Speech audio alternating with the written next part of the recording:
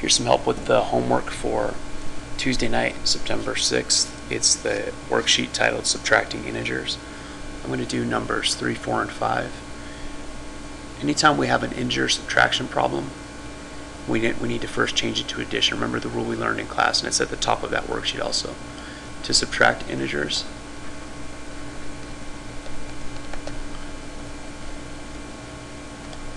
we add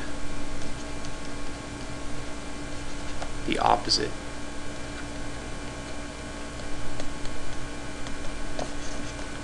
of the second integer. Doesn't say anything about the first integer. We're not going to change the first integer in any way. So this first integer is -5 in this problem. We just rewrite that -5. We're going to add, so we change that subtraction to addition. And then we add the opposite. The opposite of -4 is +4. It's just another way of saying change the sign of the second integer. Okay, -5 plus 4. Now we just need to use our integer addition rules.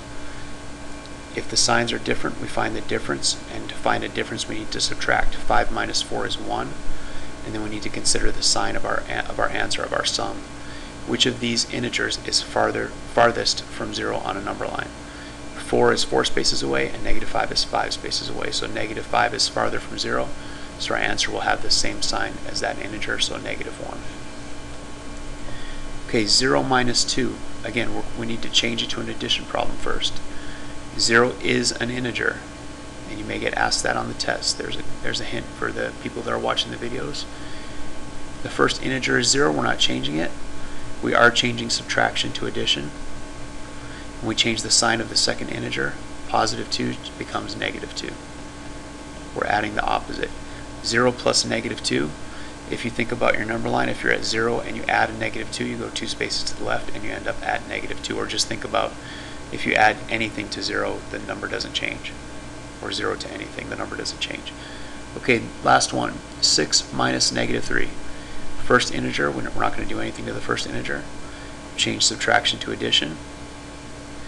And we're adding the opposite, so we change that -3 to +3.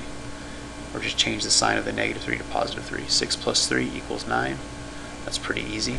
So this whole worksheet is pretty easy as long as you understand how to change integer subtraction problems into addition problems, and if you remember and understand how to apply the integer addition rules, which we've been doing for a while now. All right, hope that helps. I'll see you in the morning.